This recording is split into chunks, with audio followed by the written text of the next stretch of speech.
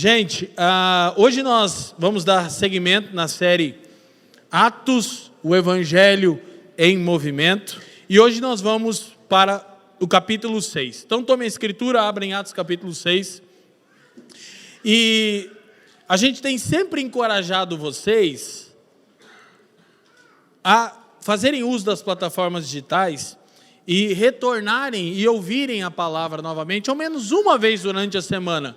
Então, as palavras sobem para o canal da família na metade da semana, e aí você tem as plataformas de áudio, de vídeo, todas elas na conta da família dos que creem.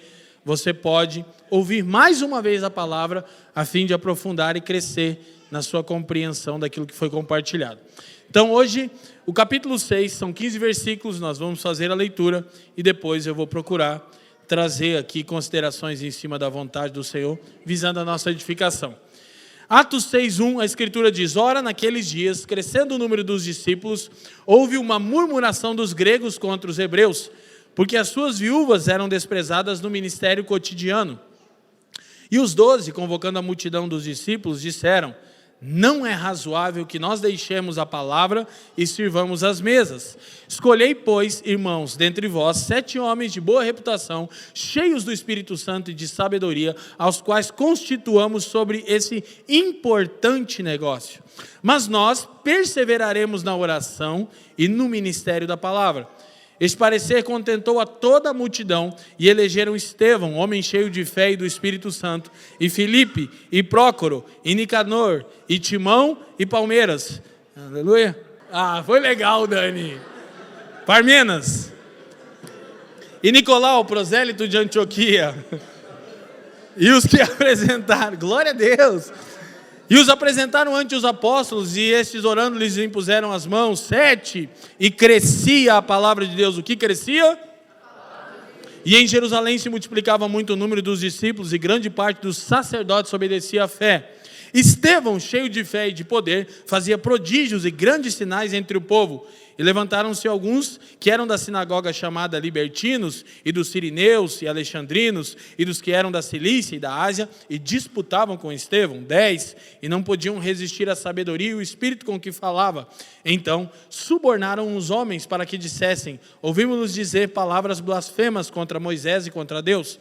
E excitaram o povo, os anciãos e os escribas, e investindo contra ele, o arrebataram e o levaram ao conselho, ou sinédrio, e apresentaram falsas testemunhas que diziam: Este homem não cessa de proferir palavras contra este santo lugar e a lei, porque nós lhe ouvimos dizer que esse Jesus Nazareno há de destruir este lugar e mudar os costumes que Moisés nos deu.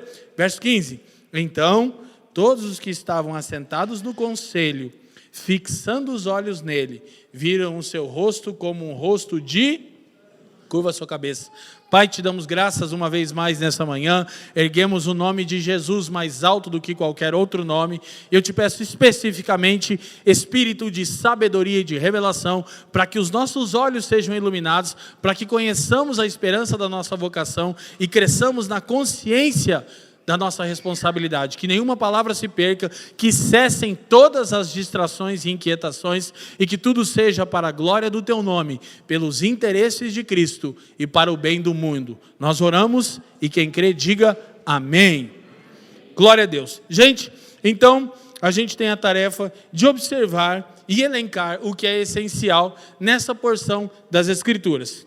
Então estamos no capítulo 6, e nós entendemos que o tema central do capítulo 6 é administrando a graça de Deus. Vamos dizer juntos? Administrando a graça de Deus. Ou seja, os discípulos, os apóstolos, a igreja, receberam dádivas do Senhor, o seu Espírito, a comunhão, a palavra, enfim. Mas essa graça de Deus dispensada sobre seu povo necessita de administração para que haja boa ordem e para que o objetivo dessa graça seja alcançado. Quem me entende, diga assim. Então o capítulo 6 de Atos é um capítulo essencial para entendermos a ordem necessária na vida de uma igreja local saudável e bíblica. A gente vai poder identificar a saúde de uma igreja e o que se opõe à saúde de uma igreja. Inclusive, desde já, fica a recomendação que você que não conhece, não assistiu, assista a série Igreja o Evangelho Visível, onde a gente vai aprofundar conceitos que hoje o tempo não me permite.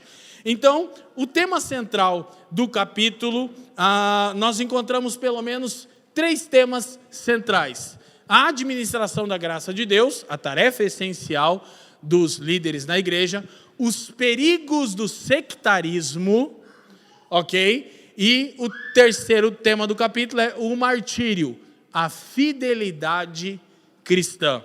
Então, nós não vamos trabalhar o tema do martírio, porque é o tema do capítulo da semana que vem, com aquele poderoso sermão de Estevão, capítulo 7 de Atos, e demonstrando ali a fidelidade cristã, mas o tema do martírio, Estevão já é introduzido no capítulo 6, então o capítulo 6 introduz o tema do martírio.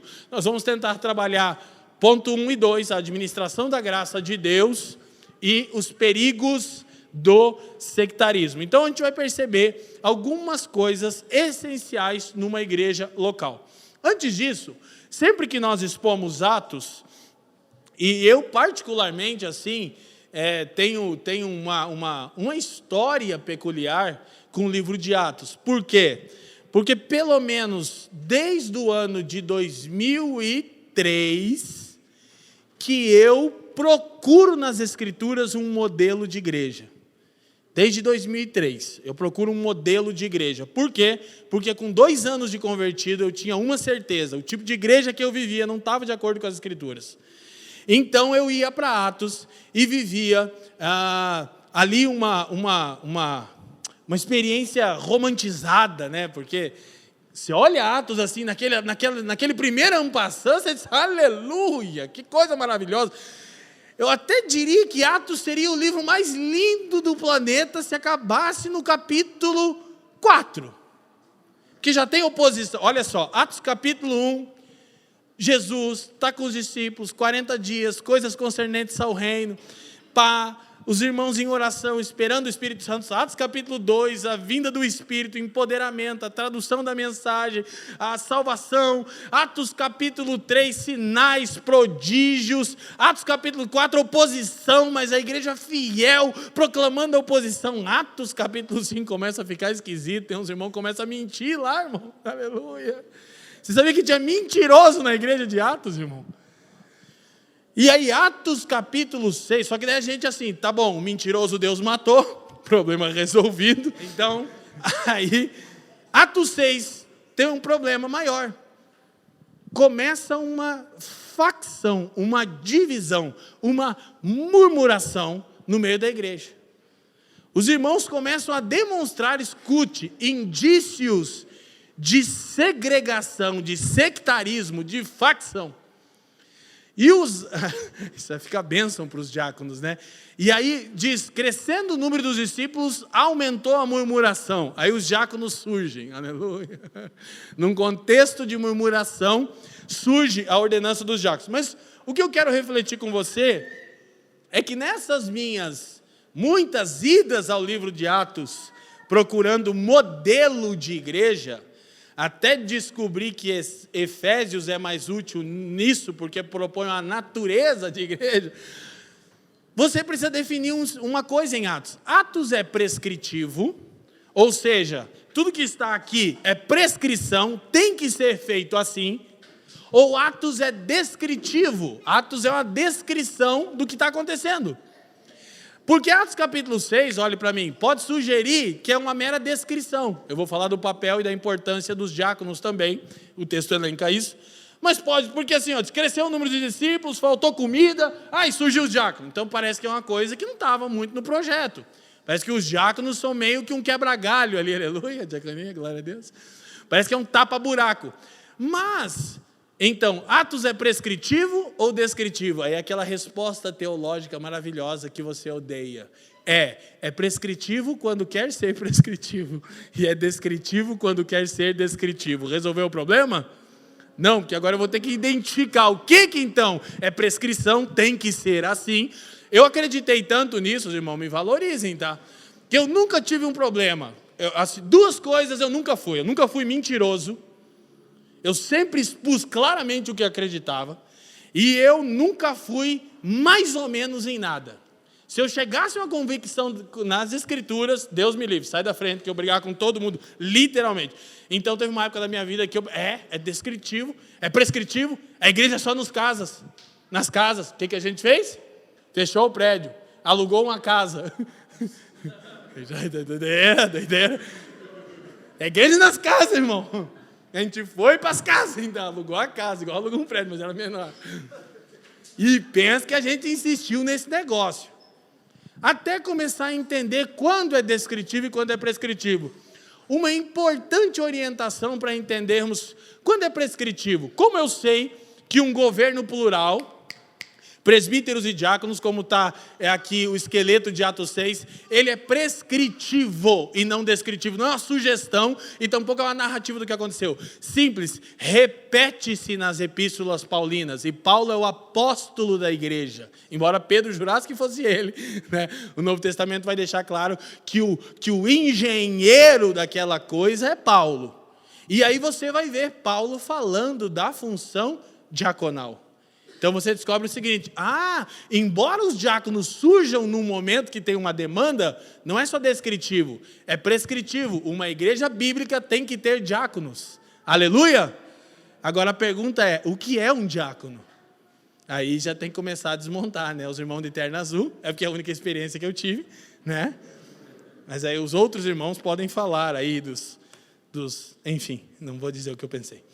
Então, só para relembrar algumas coisas sobre a natureza da igreja. Pode baixar, eu acho que para mim, por favor. Isso é um texto extraído da série O Evangelho Igreja Visível, né? E Greg Allison, um importante teólogo, vai dizer: igrejas locais são lideradas por pastores, também chamados presbíteros, e servidas por diáconos. Têm e buscam pureza e unidade, praticam a disciplina eclesiástica. A gente já falou isso, uma igreja bíblica tem disciplina. E esse é o principal, talvez o principal problema pelo qual não consegue mais diferenciar uma igreja bíblica de uma igreja não bíblica. Porque a igreja bíblica tem disciplina. Glória a Deus. Embora, imagina numa sociedade pós-modernista falarmos sobre disciplina pública. Meu Deus, já opressão, né? Como é que é o termo? Estou estudando um autor de esquerda que está confrontando a esquerda, inclusive, muito legal. Aí ele diz que a política identitária cunha o termo lá, né? Cristão, ocidental, heterossexual, branco, opressor. Cristão, ocidental, heterossexual, branco e opressor. Doideira! Eu não sou muito branco, né? Não sei se eu enquadro nisso ali, mas tem disciplina eclesiástica. Aleluia. Desenvolve ligações com outras igrejas e celebra as ordenanças do batismo e da ceia do Senhor. Capacitadas pelo Espírito com dons espirituais, essas comunidades se reúnem regularmente para adorar o Deus triuno, encenar a obra da redenção, isso é o culto, uma peça de teatro que conta a história de Deus ao mundo, proclamar a palavra, apresentar o evangelho a não cristãos, discipular seus membros, cuidar das pessoas por meio de oração e contribuição e posicionar-se tanto em prol do mundo quanto contra ele. Essa é uma síntese de uma definição de uma igreja bíblica. Escute, nunca foi tão urgente discernirmos uma igreja bíblica. Nunca foi tão essencial no Brasil a capacidade de discernir uma igreja bíblica e saudável. Porque tem muita coisa que é anátema espalhada por aí. Então, o texto de Atos vai mostrar um pouco dessa necessidade de ordem para administrar a graça de Deus. E a ordem que o próprio Cristo estabelece para o seu povo eclesiástica é basicamente essa. 1. Presbitério. O que é o presbitério? O governo direcional da igreja. É o governo que traz as direções, à luz das Escrituras, para a comunidade de fé. É essencial, a gente vai voltar no tema, um governo plural, centrado nas Escrituras. Ouçam, nem todos vocês sabem, mas houve um momento dessa comunidade de fé, onde ela só não terminou e impediu que esses frutos maravilhosos aqui fossem reais, porque havia um presbitério posicionado nas Escrituras. e por ter um presbitério e não ser uma igreja de um homem, essa comunidade aqui saiu da pior estação dela, mais forte do que nunca, por ter um presbitério bíblico, por não ter um dono. Quem está me entendendo? Então, diaconia é o governo operacional, aqueles que operacionalizam a direção bíblica da igreja e apacentam a igreja. Membresia, ou seja, todos nós, incluindo vocês, o sacerdócio real. Gente, não é demais relembrar, escute, todo crente é um sacerdote. O sacerdócio não é dado aos presbíteros, aos diáconos, aos apóstolos ou profetas. É o sacerdócio de todos os crentes.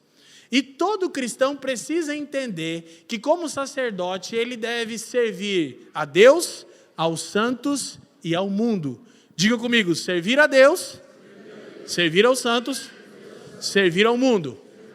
Ok? Então, há muitos irmãos que estão numa posição passiva, numa posição de espectadores. E não há espaço para a expectação no corpo de Cristo. Escuta, inclusive o fato de Paulo usar a metáfora de corpo é óbvia. Não há nenhum membro no corpo, por menor que ele seja, que não tenha uma função específica. Alguém aqui, com a sua saúde mental em dia, abriria mão de algum membro do seu corpo porque não tem muita utilidade, sim ou não? Não. Então, o corpo de Cristo não permite espaço para ociosos. Amém? A tarefa da membresia é exercer o sacerdócio real. Ainda nessa pauta, e eu estou indo rápido intencionalmente, os presbíteros servem a igreja especialmente através da oração e do ministério da palavra, como o texto nos revela. Eles almejam a imarcessível coroa da glória. Então, os presbíteros são os pastores reconhecidos por uma comunidade com ministério específico de oração e ensino para servir essa comunidade. São eleitos pela comunidade para manterem a boa ordem da comunidade, ok? Os diáconos servem a igreja apacentando as necessidades da comunidade. O texto diz que as viúvas dos helenistas não estavam sendo servidas e os diáconos foram levantados. Com esse serviço, fazem cessar a murmuração e permitem que o crescimento siga sem impedimentos. É muito interessante que o texto diz: e crescia a palavra de Deus. Olha que Lucas, em Atos, dá sempre uma ênfase. O que está crescendo? A membresia? Não, a palavra.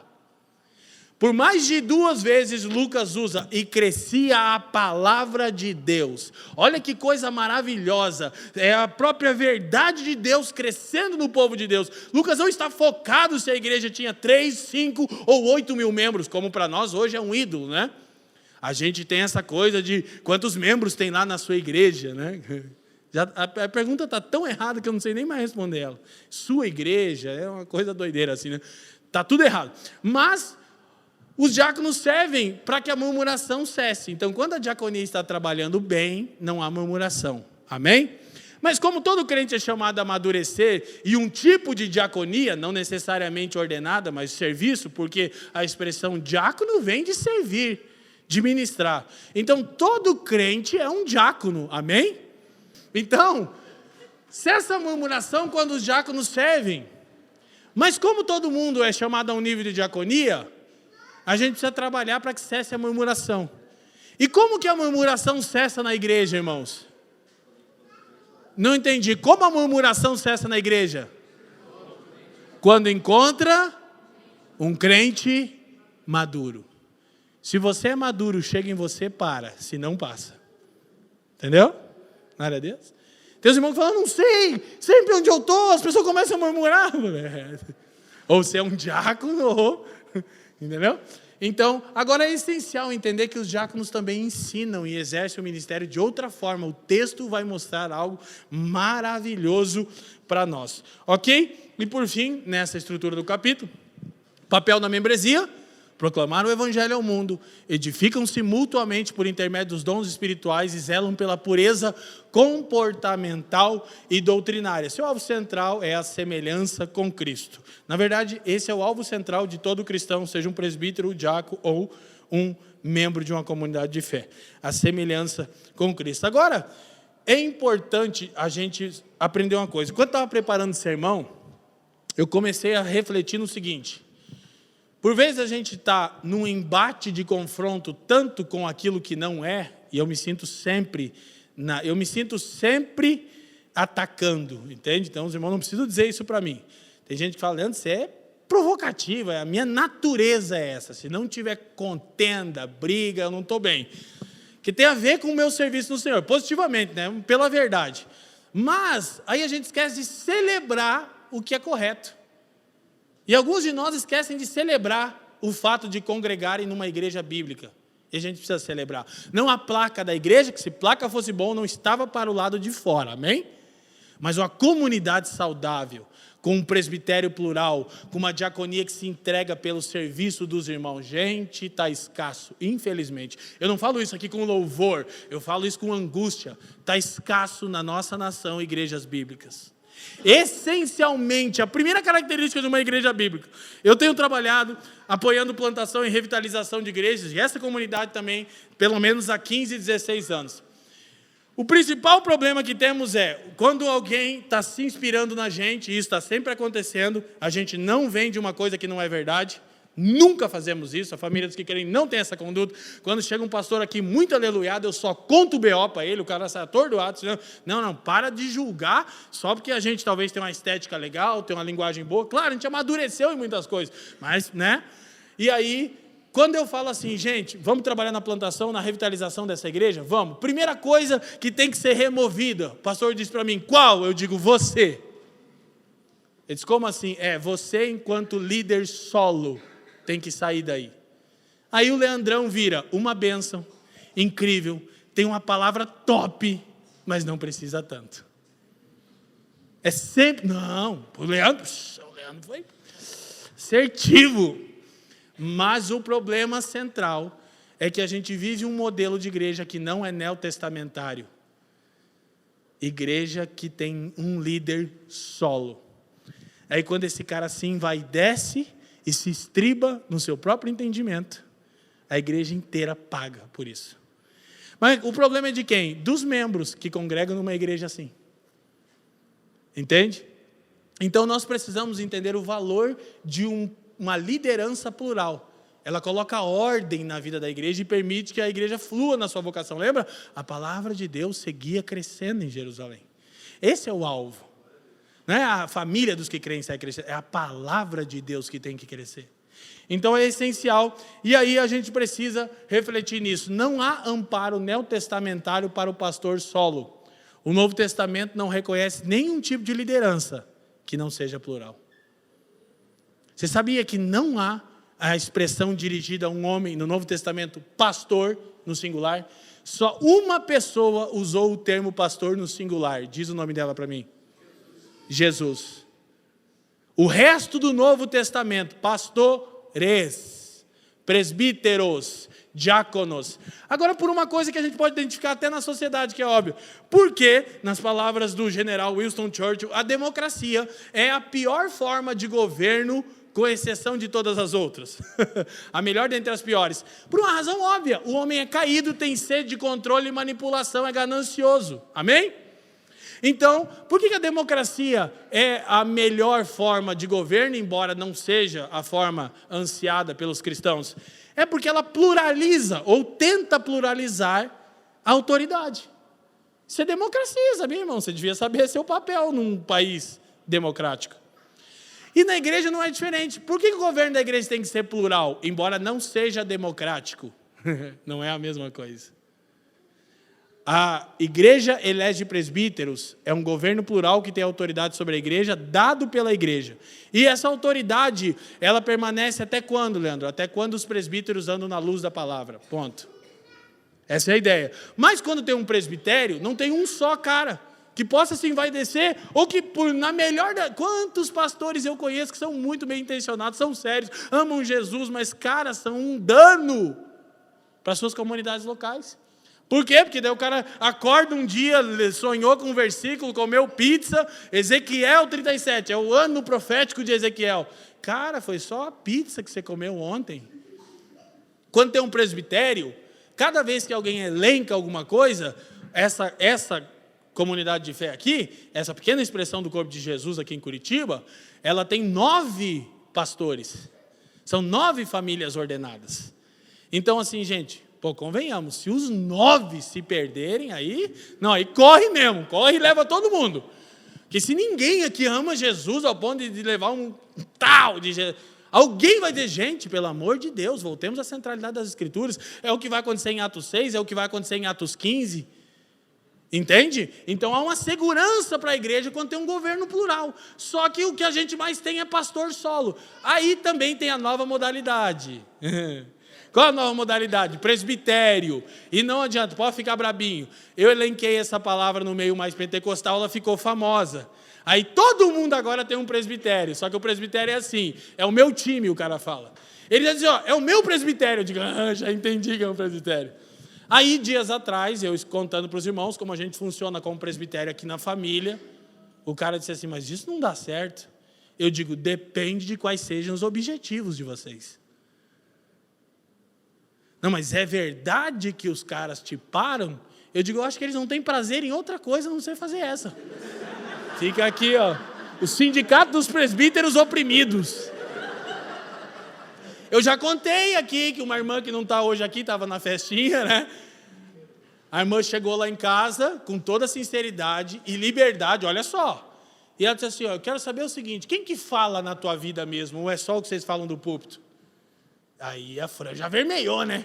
Que a irmã ousada, é uma irmã usada e ousada entre nós. Ela não está aqui, eu já envergonhei ela na reunião de apacentadores. Aí a Fran já me olhou assim, eu disse, não. Aí o marido dela tentou melhorar, que é um querido, né? Não, o que ela quis dizer. Ele disse, não, ela quis dizer o que ela disse. Aí eu disse, agora eu vou te contar como funciona. Aí, não, contei só o que está no STF. Ela falou, meu Deus, que difícil. Eu digo, Eu digo, querida, a gente fala tanto na vida um do outro, se poda tanto num governo plural, que eu chego a me arrepender todo dia. Todo dia eu levanto e penso, cara, eu deveria ter sido um papito espiritual, era mais fácil, eu estaria rico, mandando na galera e curtindo. Mas perdi a minha alma, né? Então está cheio de gente que diz, é presbitério. Mas tudo ele é o fundador, tudo ele é o presidente, tudo é ele, toda a conferência ele é o cara. Então, querido, não estamos falando de presbitério. Presbitério, os presbíteros são tipo assim um rim ou fígado. Eles aparecem poucos, eles preservam a saúde do corpo de Cristo. Amém? Glória a Deus.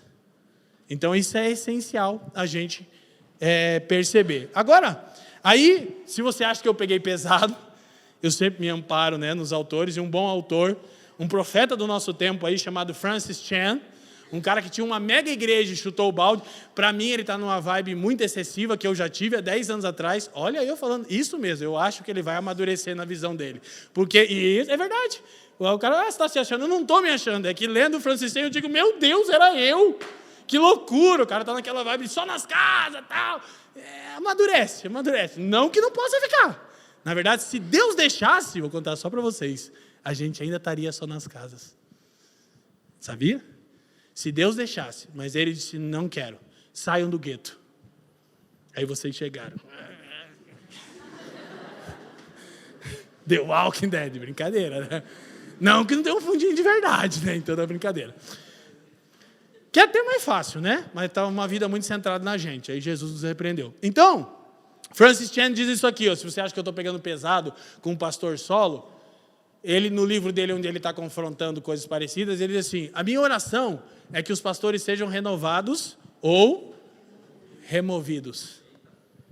Pastor solo, ensimesmado, o cara, o apóstolo, o profeta, o cara que tem a visão do ano. Deus, renova ele no entendimento, ou remova. Porque é um dano para o corpo de Cristo. Por melhor que ele seja e por mais bem intencionado que ele seja. Não é assim que funciona. Quem está comigo, diga amém. Então, surge aquela demanda urgente. O que é legal? Albert Mohler diz, a reação dos líderes da igreja é especialmente digna de nota. Embora se preocupasse com a situação das viúvas, seu maior desejo era certificar-se de que não deixariam de lado o ministério da palavra como foco. Gente, presta atenção, você sabe quem que é o pai do socialismo? Judas. Porque tem aquele negócio assim, as viúvas, imagina, se os apóstolos fossem como os supostos do nosso tempo, eles já iam ter a ideia do seguinte, não, vamos servir as viúvas a gente mesmo e vamos fazer a fotinha, né? Imagina o Pedro entregando uma cesta básica para uma viúva, ó. Aí os caras iam escrever assim embaixo, isso é um apóstolo de verdade. Que também tem essa, né? Aí, e eles iam ser o fundador do Ministério Social, né, o presidente e tal. Mas, cara, tem uma coisa importante aqui para a gente entender. Os apóstolos tinham certeza de uma coisa. Perguntem para mim, qual? O que eles não deveriam fazer. Ah, as viúvas não estão sendo servidas. Gente, cá entre nós, viúva passando fome. Ao Ministério Socialista, que tem tanto, que a gente também já viveu a fase socialista, eu já achei que era só cuidar de pobre. Já foi tudo aqui. E os apóstolos disseram, não deixaremos o ministério da palavra e da oração. Agora é interessante que é meio óbvio. Por quê? Quando alguém se converte, uma das primeiras coisas que a visão do reino de Deus nos ensina é, não se apegue às coisas desse mundo. E como é que o servir coisas desse mundo vai ser o essencial na igreja? Não é. É uma coisa importante, é uma coisa urgente, é parte do desdobramento do evangelho, mas a tarefa central da igreja é pregar o evangelho e ministrar a Deus. Amém, gente? Então, se tivesse um Judas socialista, ele ia dizer, nossa, mas e os pobres? Ninguém quer cuidar deles? Mas é por isso que eu digo que o Judas é o fundador do socialismo, não é o Karl Marx. É o Judas, entendeu? Porque, na verdade, ele colocava a mão no din-din. É igual o socialismo, né, que a gente vê aí. Onde que já estabeleceu o socialismo? Na Venezuela. O país morre de fome e o Maduro está comendo carne francesa, né? Isso é o socialismo. Então, tem sempre aquele irmão que, e os pobres? O essencial na igreja é o ministério da palavra. Por quê? Porque uma igreja instruída na palavra vai entender que deve também cuidar dos pobres. Quem está me entendendo? É um fruto do evangelho, ok? Então, N.T. Wright, na mesma ressonância, diz, a razão que inundava o coração dos apóstolos em tudo isso era priorizar a palavra de Deus e a oração. No presente caso, os apóstolos estavam certos daquilo que não deveriam fazer.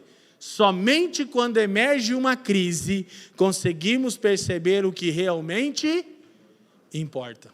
Olha só, a primeira crise na vida da igreja, o que realmente importa preservar?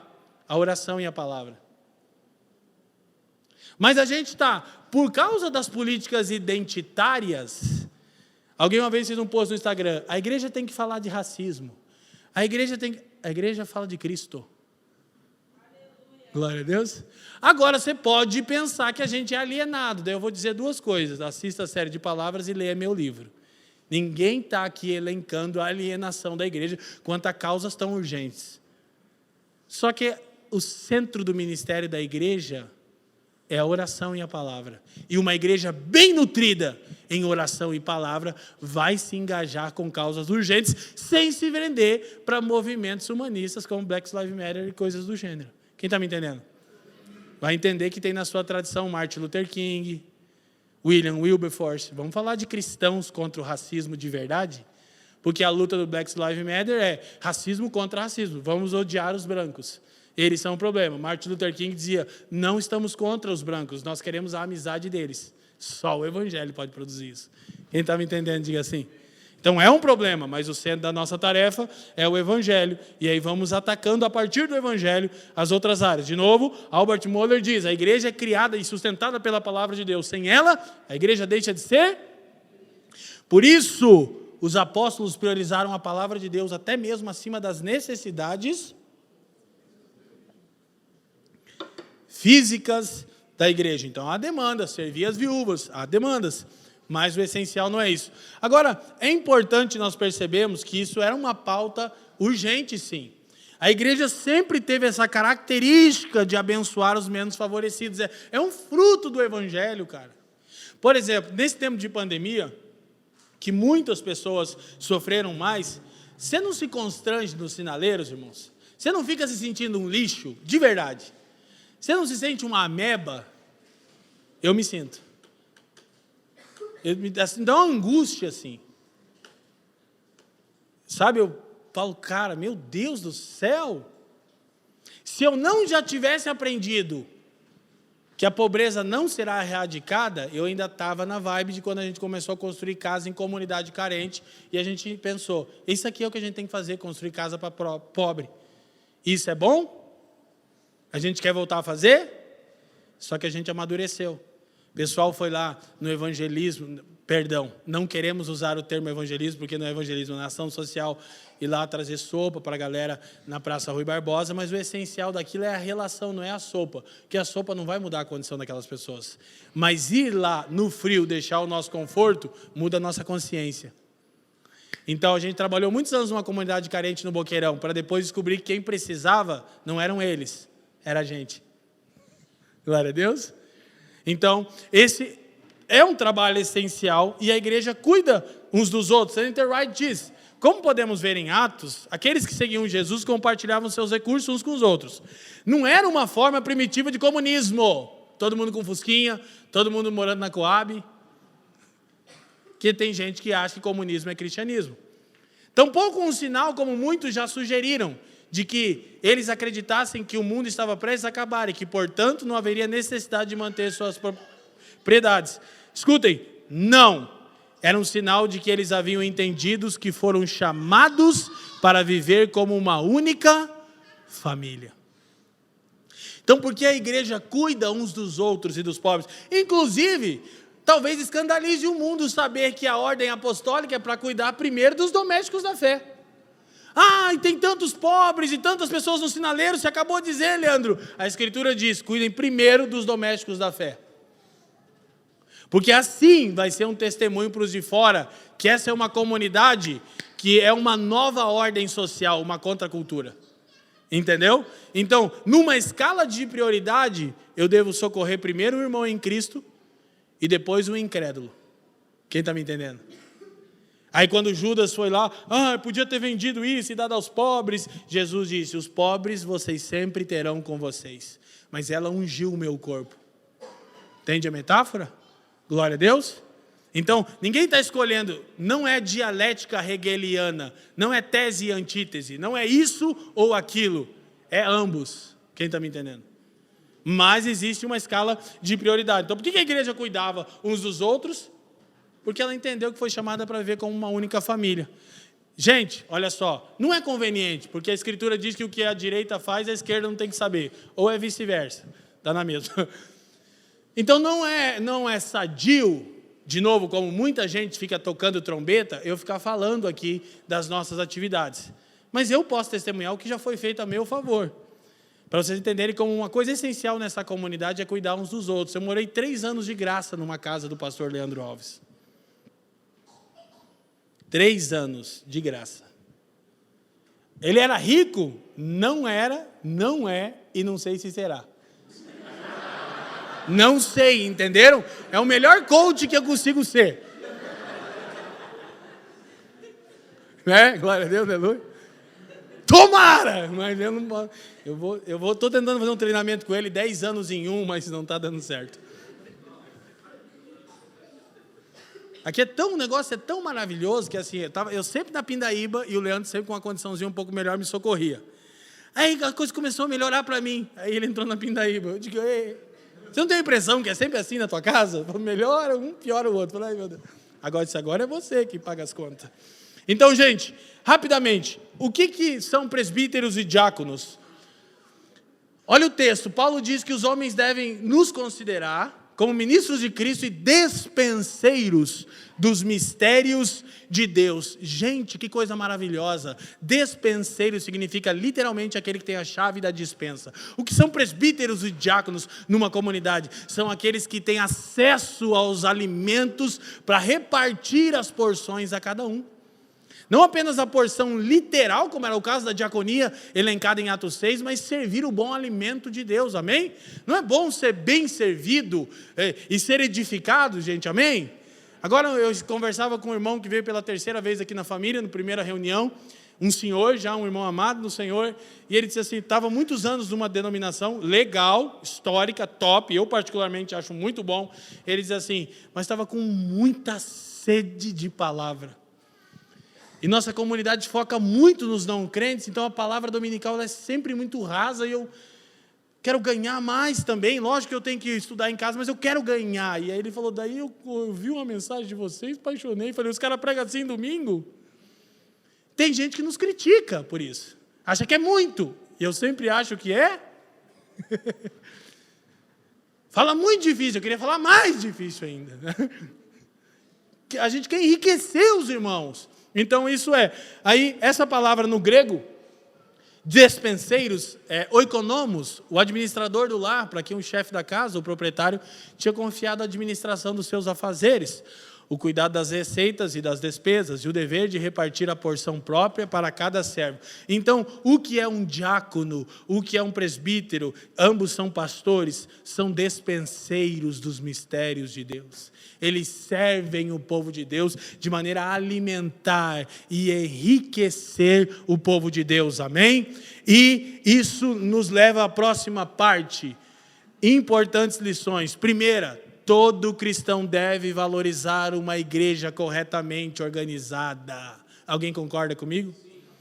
Ô, gente, que coisa maravilhosa é uma igreja bíblica, com todas as suas carências, porque estamos num processo de santificação, tem pecado que só no nosso meio, na minha vida, na tua vida, mas quando a gente consegue estar cada vez mais próximo de uma coisa perfeita, não, mas saudável.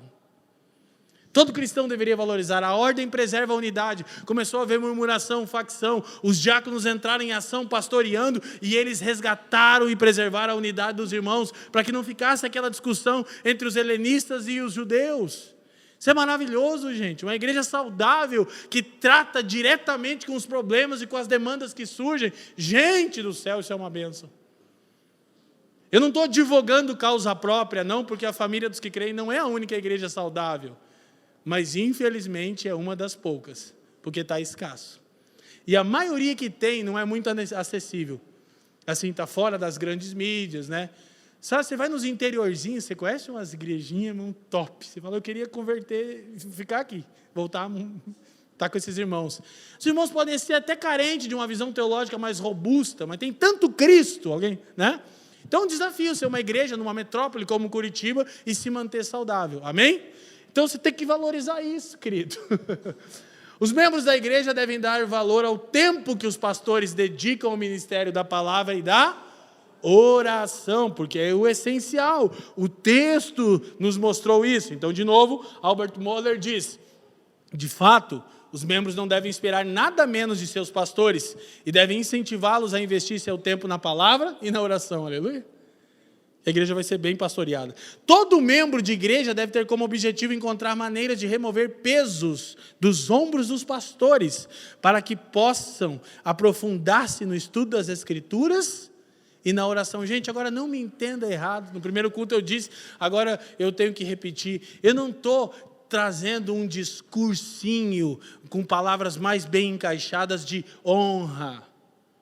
Eu já disse aqui, todo cristão maduro vê honra como algo que ele deve, não como algo que ele merece.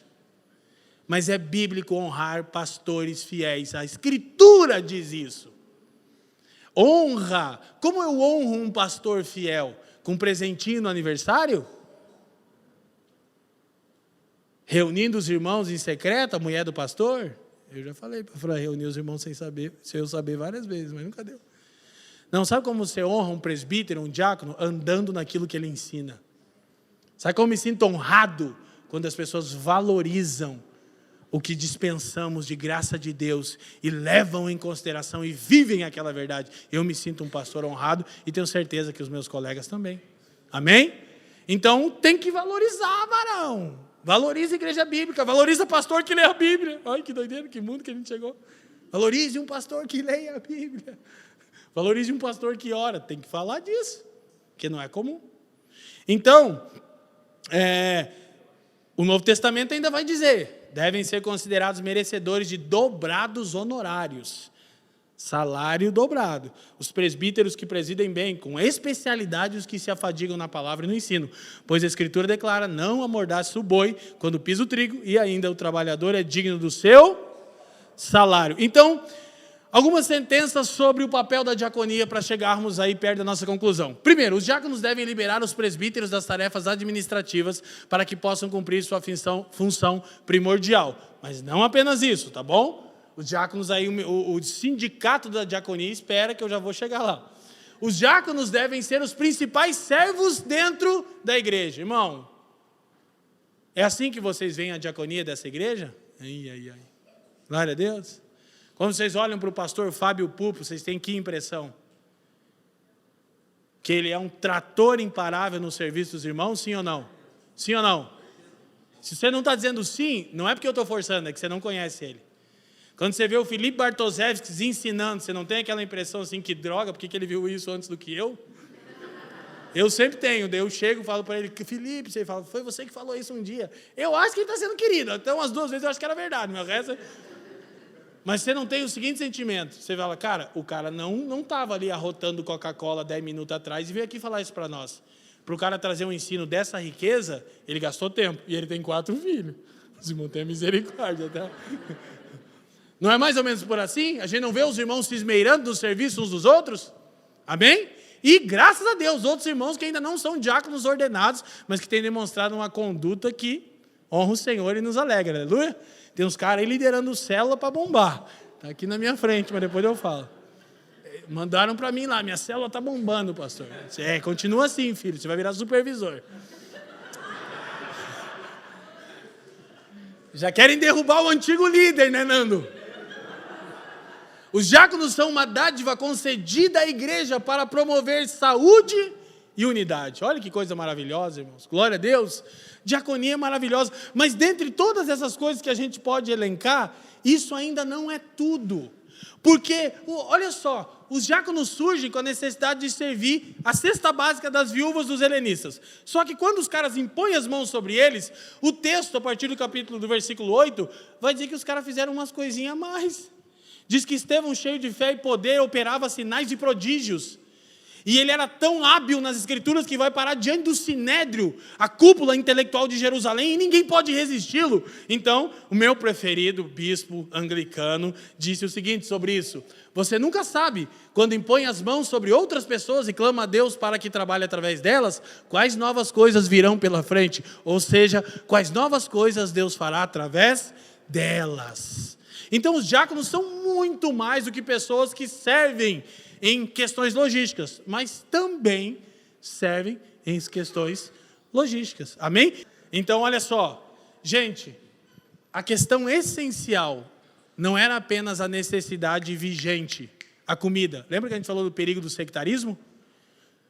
Mas sim a possibilidade de discriminação no seio da igreja. Por isso os apóstolos declararam ser isso um importante negócio. Essa é uma abordagem minha.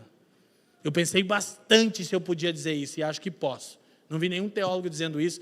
Mas eu fiquei, cara, tem mais aqui. Os caras assim, 7 homens cheios do Espírito Santo, não podia ser apenas para a cesta básica chegar na casa da senhorinha. Embora isso é importante. Mas estava havendo discriminação, sabe por quê? Que as viúvas dos judeus de fala e cultura grega, os helenistas, eram desprezadas, estava começando a haver aquele problema judeus e gentios, mas essas viúvas eram judias, só que eram helenistas, ou seja, tinham adotado a fala e a cultura grega. Então, as judias, viúvas de fala aramaica, recebiam alimento. As judias, viúvas de fala grega, não estavam recebendo, porque falavam grego. Então, está começando a ter os indícios, olha só, diz que Atos tinha que ter acabado no capítulo 4, eu estava dizendo que estava uma bênção, tinha oposição, tudo, mas no capítulo 5 já tem um mentiroso e Deus mata todo mundo ali. Aí no capítulo 6 os irmãos já começam a se autodiscriminarem no seio da igreja. Aí começam os problemas, né? E a igreja, os apóstolos dizem, a gente precisa tratar na raiz. O que é muito comum nos nossos dias, infelizmente, não é a fala grega da pessoa, né? O dialeto. É o poder aquisitivo. Faz ela ser tratada com um olhar mais especial. Isso é um anátema, irmão. Essa comunidade, olha só como é bênção estar numa comunidade bíblica. Eu posso falar de púlpito e em alto e bom som, sem ser reprovado por ninguém. Ninguém aqui pode dizer que uma única vez viu um presbítero ou um diácono dessa igreja tratando de maneira especial alguém com poder aquisitivo. Porque você não tem como provar isso. É mentira. Tratamos todas as pessoas com a devida dignidade e atenção. Glória a Deus. Comunidade que teme ao Senhor. A gente não tolera nenhum tipo de sectarismo. nenhum tipo de tratamento especial. Ninguém vai ter tratamento VIP. Ninguém vai ter um acesso VIP. Naturalmente acontece, né, por causa das andanças pela nação, volta e meia chega um irmão mais imaturo na fé. Se eu vim aqui para a igreja do Leandro Vieira, queria ser discipulado por ele. A gente já tem até um jeitinho certo de lidar com essa pessoa, né? Não, claro, fim do ano ele de vez em quando está por aqui.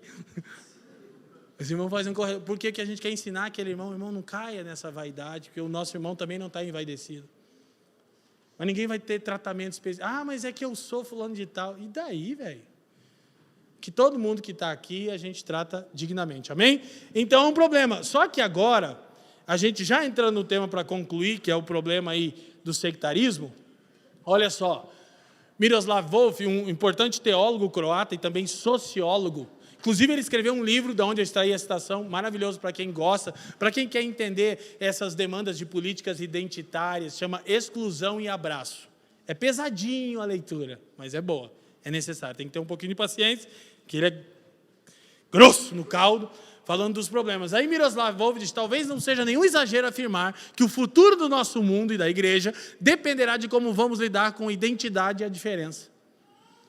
A questão é urgente. Então, só para a gente terminar, contextualizando toda essa palavra de uma igreja saudável, de novo desemboca num problema que eles vão lidar mais para frente. Atos 15, vai ter que ter uma assembleia geral para descobrir como é que trata as pessoas de diferentes raças, até que eles entendem o óbvio, querido, raça é invenção de homem, Deus só tem uma humanidade, não tem cor específica, não tem jeito de cabelo específico, não tem poder aquisitivo. Sabe qual é o problema? Vocês estão vendo aí alguns famosos pseudo-converter-se, e alguns talvez converterem. Mais recentemente, um cara da área financeira está testemunhando que converteu, assim, até me agrada ouvir ele, estou crendo, Senhor, salvou mesmo ele, assim, de verdade, só que tem um problema, o que a gente vai fazer com esse irmão? Eu queria que ele congregasse conosco por uma razão só, não é pela qual você pensou, a gente não crê no dízimo aqui, como ordenança, é porque eu queria que ele sentasse e fosse mais um, porque eu duvido e quero queimar a língua. Eu quero queimar a língua. Faço o registro. Eu quero queimar a língua. Se a igreja onde ele for congregar, tratar ele direito. Não como o cara da internet multimilionário bombado. Como um mero irmão. Se ele viesse para cá, a gente ia mandar ele para o Pupão. Pupão, voluntariado. Quem está me entendendo? Não, porque é uma demanda, pastor Fafa, é uma demanda. A gente não sabe lidar com gente com poder aquisitivo, ou com gente. E aí a gente está perdendo uma coisa. A igreja é uma nova ordem social. É só na igreja que isso pode acontecer, em nenhum outro lugar. Qualquer outro lugar, um alto executivo, um artista. Tem artista aqui que na família nem lugar para sentar nós damos, irmão. Glória a Deus. Aleluia. Fica em pé mesmo. Então, assim... O único lugar que as pessoas vão ser tratadas como iguais seria a igreja, mas a igreja já abriu mão dessa coisa, ela aceitou vários tipos de sectarismo. Tem que sentar todo mundo aí na galera do fundão, aí, do bem-vindo, aí tem que... Amém, irmãos? Glória a Deus. Agora há bons testemunhos, mas fica para outra hora. Então, para a gente concluir, acordos sociais vigentes. O que existe hoje na nossa sociedade são pelo menos 3 tipos de acordos. Olha só. Primeiro, o acordo universalista, a ideia de se opor à proliferação de outras visões de mundo, Nando, e apoiar a difusão de valores universais, sejam eles religiosos ou iluministas. Parece cristianismo, porque o cristianismo prega uma verdade universal, que deve ser verdade para todo mundo, amém? Só que aqui se opõe e impõe. Se opõe à proliferação de outras visões de mundo e impõe uma visão universal. Pecado da igreja medieval. Quem está me entendendo, diga assim. A visão comunitária, que também parece cristianismo, celebra características comunitárias e promove heterogeneidade. Parece cristianismo, não é a essência do comunismo, onde as comunidades, as classes, você pertence a essa classe. Sabe aquele papo? Você é de classe? Que classe que você é, afinal, inclusive? Você está em qual classe? Classe alta, média, baixa, perobo, perifa? A gente fica categorizando as pessoas por classe. Aí raça, etc. Coisa e tal. E por fim a pós-moderna, mais louca das loucas, né? O acordo social pós-moderno, ele basicamente ensina o seguinte: Vamos fugir de valores universais, verdade para você, não é verdade para mim, e de identidades particulares, de contexto, de comunidade. Vamos permitir egos mais amplos e mais livres. Ou seja, é a idolatria do indivíduo. Só que isso aqui, eu só estou terminando para provocar reflexão com vocês, que é uma demanda que a gente já está lidando. Então, se a igreja não conseguir lidar nem com o sectarismo dentro dela, que quer tratar um ou outro com melhor, de uma forma melhor, por causa de qualquer razão que seja, como é que a gente vai lidar com os problemas reais? Então, Leandro, só para não deixar todo aberto, qual que seria a opção cristã aqui? Nenhuma das três. A opção cristã é uma nova ordem social. Ela é universalista no sentido que a nossa verdade abrange o mundo, mas ela não é imposta. Por isso não é o acordo social universalista. Eu estou lendo um livro, só para terminar, que o autor é de esquerda. Eu postei o livro ainda, algumas pessoas viram. E ele destrói as políticas identitárias de esquerda. Eu acho o máximo isso, que daí cristão não sabe. Ai, meu Deus, eu pensei que ele era um satanás. Será que ele era Jesus agora? Nenhum, nem outro, tá? Fica a dica. Mas ele mesmo, que é um intelectual, narra como que as políticas identitárias de gênero aconteceram desde a Revolução Sexual. E ele diz assim, nunca foi isso que a gente queria. Porque até os esquerdas mais moderados estão assustados com o que é pós-modernidade, que é a esquerda identitária. Aí você tem que cuidar, que é daí que vem, né? Cristão, ocidental, heterossexual, branco e opressor. Meu Deus do céu. Eu lá tenho culpa de ter nascido no Ocidente, né? Então há uma série de coisas acontecendo no nosso meio e a gente precisa saber. O resumo disso é que a igreja é uma nova ordem social. Amém? Leandro, mas e como? Quais são os valores que regem essa sociedade? Bom, você não quer que eu explique tudo agora em 2 minutos, que eu já não tenho mais. Voltemos para as Escrituras, para a essência do Evangelho, para saber tratar as pessoas com amor, que inclusive não é adjetivando elas de esquerdopata ou qualquer coisa do gênero. Amém, gente? Quem está inserido nesse contexto sabe do que eu estou dizendo. Está acontecendo uma coisa, Fer. Eu estou pregando aí Brasil afora essas demandas pós-modernas, sabe o que acontece? Acontece 2 coisas. Os mais velhos ficam me olhando com cara de não acredito que esse cara está arrotando um monte de palavra que eu nunca ouvi na minha vida. Só que todos os mais jovens, eu disse todos, não é alguns, especialmente quem está em área acadêmica, acaba o culto, racha a igreja no meio. Todos os da área acadêmica sentam comigo e dizem, pastor, pelo amor de Deus, fala mais. Porque é o que a gente vive todo dia. Esse problema de como que lidar. Exclui ou abraça? Quando exclui? Quando abraça? Quem está entendendo, amém? Então são muitas demandas. Mas, e só para rolar a bola para a semana que vem, vai introduzir o tema do martírio, e aqui a gente precisa elencar isso. A piedade desperta a oposição violenta do mundo. O que o autor está falando é a respeito da conduta de Estevão. Eles se oporam violentamente. Por quê? Porque Estevão era piedoso. Paulo diz a Timóteo, todos aqueles que querem viver piedosamente em Cristo Jesus padecerão perseguição. Então, gente, olha só, tem cristão assustado que está sendo perseguido. Mas toda pessoa piedosa será perseguida. Aleluia!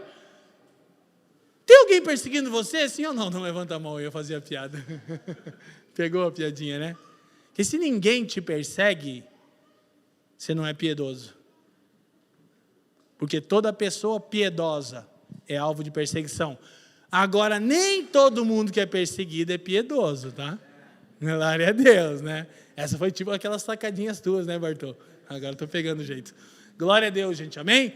Então, a gente vai entrar no assunto da oposição. Mas eu quero terminar com uma coisa. Além de mostrar que diácono exerce muito mais do que isso, Estevão está operando sinais, prodígios, pregando, tem uma coisa que a gente está vendo aqui na oposição. Lucas termina o texto dizendo que todos olharam para Estevão e seu rosto era rosto como de um. Agora você acha que o rosto de Estevão se transfigurou e apareceu uma auréola em cima da cabeça dele, ficou um cabelinho enroladinho, loiro e olhinho azul? Seria isso? Por quê? O que é um rosto de um anjo? Como que Lucas está? É rosto de anjo, mas como é que é um rosto de anjo se quando os anjos se manifestavam, normalmente eles tinham forma humana? O que seria um rosto de anjo? Lucas não é nenhum Ezequiel para detalhar essas coisas, né? Sabe o que é? De um mensageiro. O que Lucas está elencando? Que em face à oposição violenta que custaria a vida de Estevão, sua face era de um mensageiro fiel de Deus. Então, minha oração é que a gente deixe esse lugar aqui como pessoas que têm rostos como de anjo, decididos a pregar fielmente o Evangelho, mesmo em face à oposição. Quem está me entendendo, diga amém. Que as pessoas possam dizer, como quem tem rosto de anjo, está decidido a pregar a mensagem. Amém?